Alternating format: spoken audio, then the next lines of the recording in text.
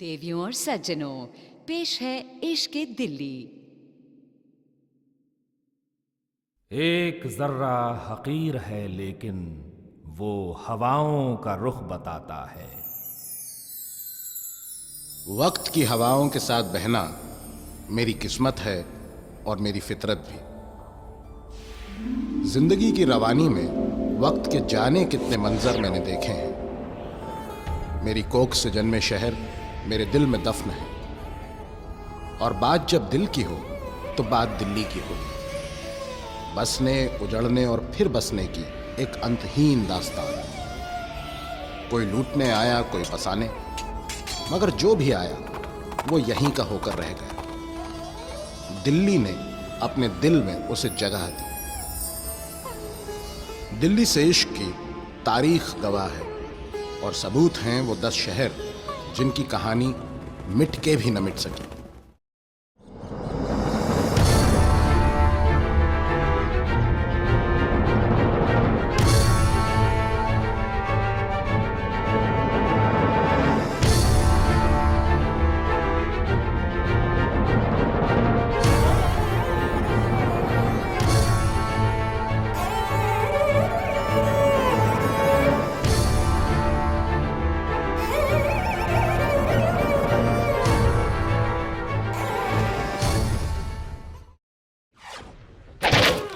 पृथ्वीराज चौहान। इतिहास का पहला सफा इसी शूरवीर के नाम पर खुलता है।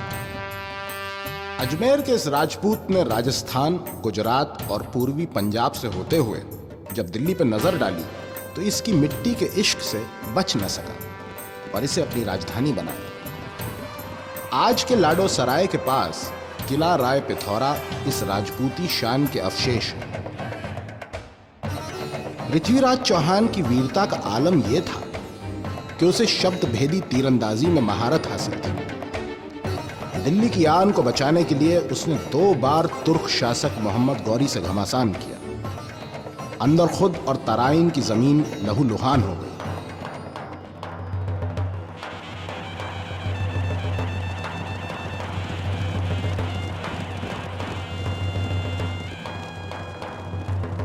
चंद बरदाई ने 1300 गीतों की पृथ्वीराज रासों में इसका बखान किया है। कहते हैं गौरी चौहान को बंदी बनाकर ले गया और उसे अंधा बना दिया। एक दिन दरबार में चौहान के शब्द भेदी बाण ने गौरी की जान ली। ये चांद बरदाई की निष्ठा और कल्पना का परिणाम है, क्योंकि मैं तो जानता हूं पृथ्वीराज चौहान तराइन की मिट्टी पर वीरगति को प्राप्त हुआ। तारीख थी 1191 ईस्वी। अब मोहम्मद गौरी ने दिल्ली को हासिल तो कर लिया, मगर उसके दिल में रह न सका। ईरान के गौर पर लगातार हमलों के कारण उसे दिल्ली की डोर अपने गुलाम कुतुबुद्दीन ऐबक के हाथ सौंपकर लौटना पड़ा। वक्त ने कलाबाजी खाई। गौरी का इंतकाल हो गया और उसका गुलाम दिल्ली का पहला सुल्तान।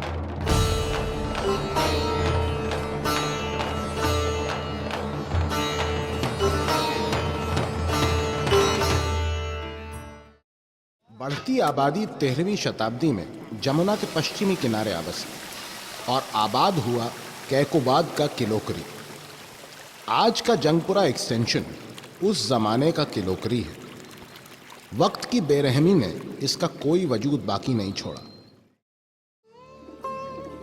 इस शहर में ऐसा एक दीवाना था, आशिके दिल्ली, तूतिए हिंद, हजरत अमीर खुसरो। उसकी शायरी में अगर सुल्तानों का बखान था तो दिल्ली की मोहब्बत और दीवानगी भी। अगर उसमें फलसफा और फिक्र थी तो हुस्न इश्क भी। शाही दरबारों से अपने शेख निजामुद्दीन की दरगाह तक, किलों की दीवारों से दिल्ली की गलियों तक खुसरो की दुनियावी और रूहानी शायरी गूंजती रही। उसके लफ्जों में दिल्ली के लिए प्रेम उमड़ता रहा।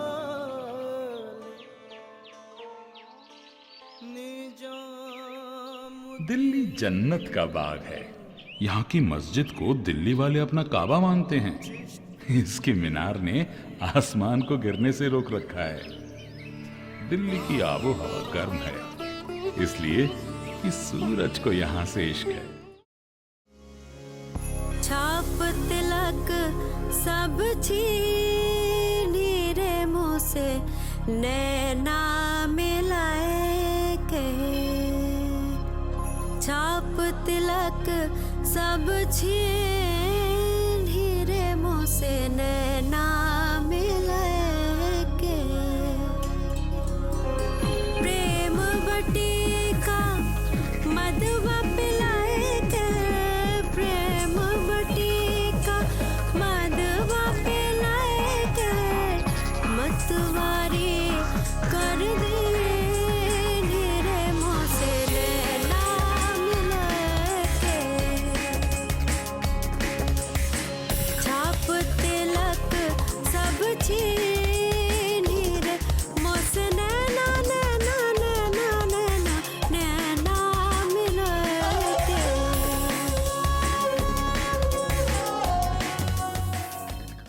1290 में दिल्ली में एक नए वंश की सुबह हुई और सुल्तान था बागी सरदार जलालुद्दीन खलजी।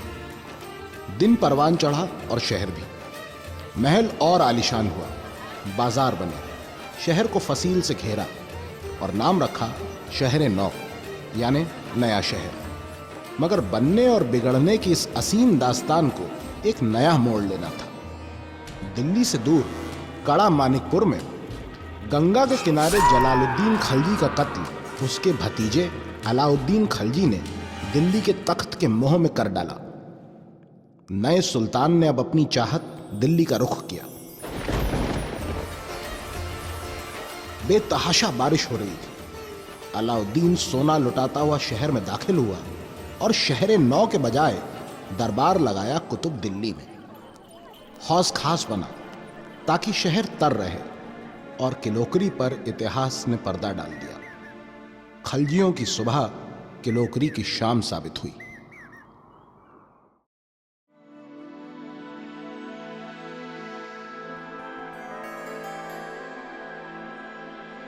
मोरे ख्वाजा जी,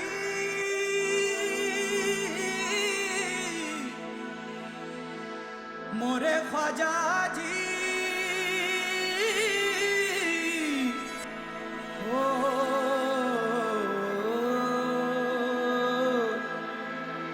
निजामुद्दीन औलिया,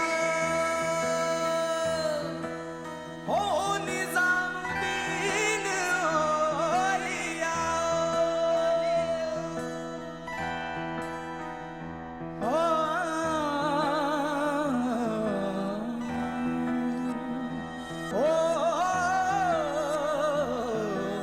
सूरत के बलिहारी निजाम तोरी, सूरत के बलिहारी, सूरत के बलिहारी निजाम तोरी, सूरत के बलिहारी।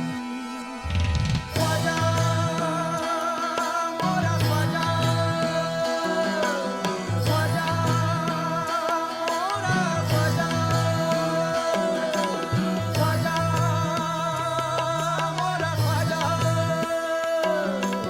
ख्वाजा मोरा ख्वाजा। सूरत के बलिहारी,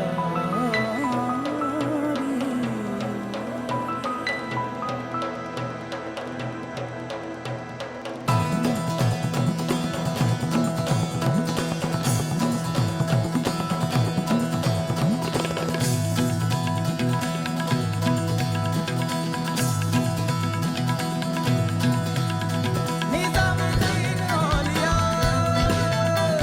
निजामुद्दीन औलिया, निजामुद्दीन औलिया, निजामुद्दीन औलिया। फिरोज शाह तुगलक के इस अजीमो शान शहर पर दुश्मनों की बुरी नजर थी। दिसंबर की सर्द रात है, जिसे गर्म कर रहा है तो सड़कों पर बहता हुआ लहू। 3 दिन और 3 रातों तक मैंने दिल्ली को खून में नहाते देखा। कटे जिस्म, लुटे बाजार, दरीचों से झांकती खौफजदा आंखें जैसे इंतजार करती थी किसी के जाने का। दिसंबर 1398 को जब तैमूर लंग दिल्ली से गया तो उसकी तलवार पर अनगिनत लोगों के खून के धब्बे थे और उससे कहीं ज्यादा थे मेरे दिल पर कभी न मिटने वाले दाग।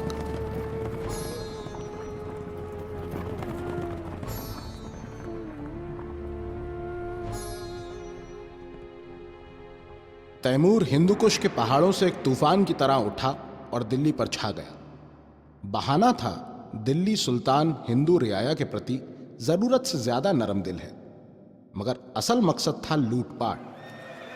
जिस सपाट मैदान में उसने अपना डेरा डाला वो था सफदरजंग एयरपोर्ट, और जहां जंग हुई उस औरोबिंदो मार्ग पर आज चलते हुए लोग कल्पना भी नहीं कर सकते उस कातिल मंजर की जो मैंने देखा। नसीरुद्दीन महमूद तुगलक ने सैनिकों, घोड़ों और हाथियों की फौज से तैमूर का जबरदस्त मुकाबला किया। हाथियों के दांतों पर जहर लगाया तो तैमूर ने ऊंटों की पीठ पर भूसा भरवाकर उसमें आग लगाई। ऊंट डरकर हाथियों की तरफ भागे और हाथी बिदककर उल्टे अपनी ही सेना की तरफ। इस कोहराम में तैमूर ने जीत का झंडा फहराया। फिर शुरू हुआ कत्लेआम। दिल्ली उजड़ गई और उजड़ गया तुगलकों का राज और वंश। इसके साथ ही उजड़ा दिल्ली से सुल्तानों का इश्क।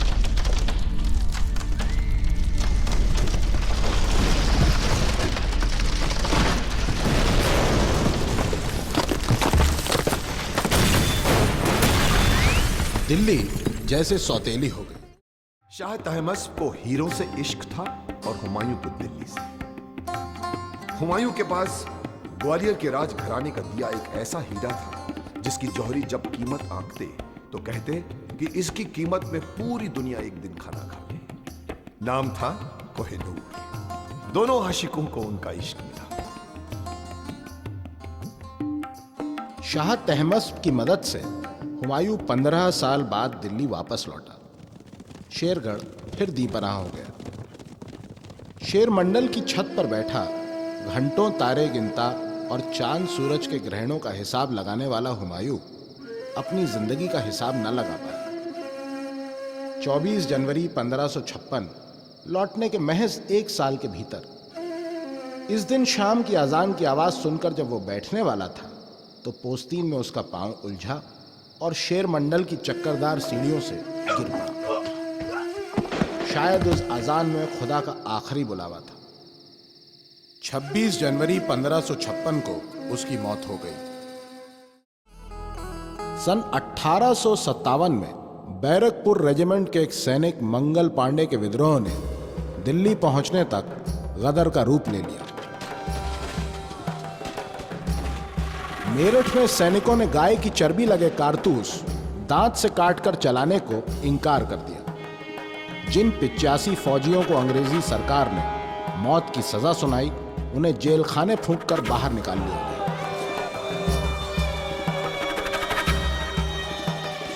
रानी लक्ष्मीबाई, नाना साहब, तात्या टोपे, कुंवर सिंह, बेगम हजरत महल ने सर से कफन बांध रखा था और इनकलाबियों ने दिल्ली पहुंचकर बहादुर शाह को इसमें शामिल होने को राजी कर लिया।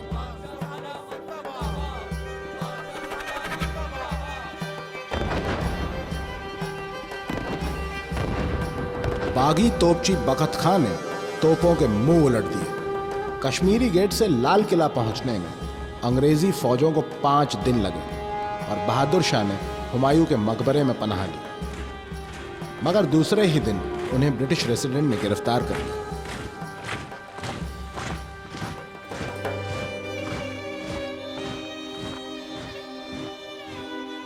कभी जिस लाल किले से उनका हुक्म चलता था वहां उन पर मुकदमा चला।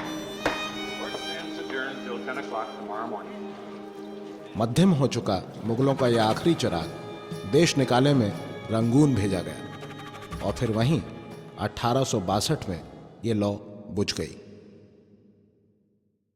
अंग्रेज आए तो थे गुलाम बनाने, मगर दिल्ली के इश्क से अछूते नहीं रहे। अब बारी थी इसे अपनी पहचान देकर एक नया शहर बसाने की। दिल्ली का 10वां और आखिरी शहर नई दिल्ली। 1912-1913 में जिस जोड़ी को यह जिम्मा सौंपा गया उसका नाम था एडवर्ड लटियंस और हर्बर्ट बेकर। काफी बहस मुबाहस के बाद सर जोड़कर यह तय हुआ कि शाहजहानाबाद से दक्षिण रायसीना की पहाड़ियों पर होगा ये ब्रिटिश शहनशाहियत का प्रतीक, पूरब और पश्चिम सभ्यताओं का मिश्रण।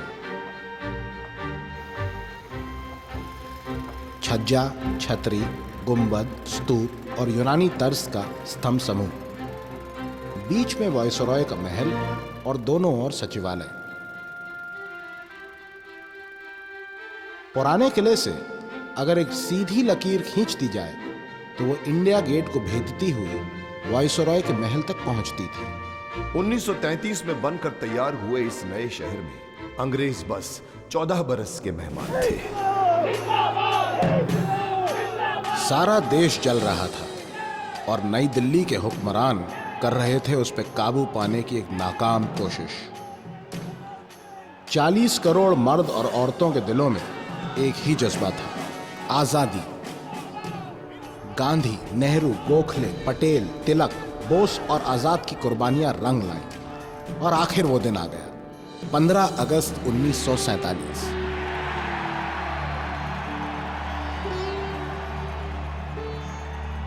Long years ago, we made a tryst with destiny, and now the time comes when we shall redeem our pledge, not wholly or in full measure, but very substantially. At the stroke of the midnight hour, when the world sleeps, India will awake to life and freedom. Jawaharlal Nehru आजाद हिंदुस्तान के पहले प्रधानमंत्री हुए और लाल किले से पहली बार तिरंगा फहराया गया।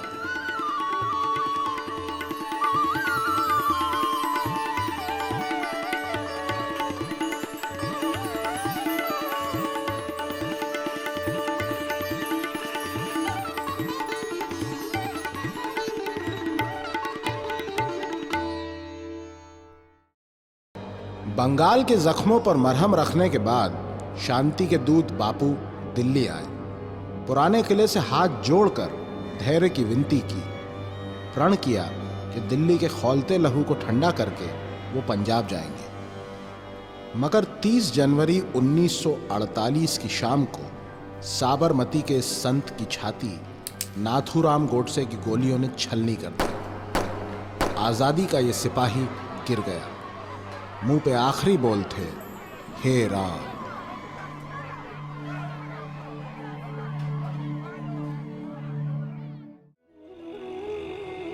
आज 6 दशक बाद दिल्ली विश्व के सबसे बड़े प्रजातंत्र की राजधानी है और 1.5 करोड़ बाशिंदों की मोहब्बत। उद्योग हैं, रोजगार है, आसमान छूती गगनचुंबी इमारतें, फ्लाईओवर हैं और अब चमचमाती रेल मेट्रो। सदियों पुरानी इस माशूक के दिल में हमेशा अपने आशिकों के लिए जगह रही है। बाहें फैलाकर राष्ट्रीय राजधानी क्षेत्र में जमुना के पार नोएडा और गाजियाबाद समेट लिए हैं तो हरियाणा में फरीदाबाद और गुड़गांव। 1.5 करोड़ आशिक दिल्ली से इश्क की कस्में उठाते हैं और हर एक का अंदाज़े बयां जुदा है।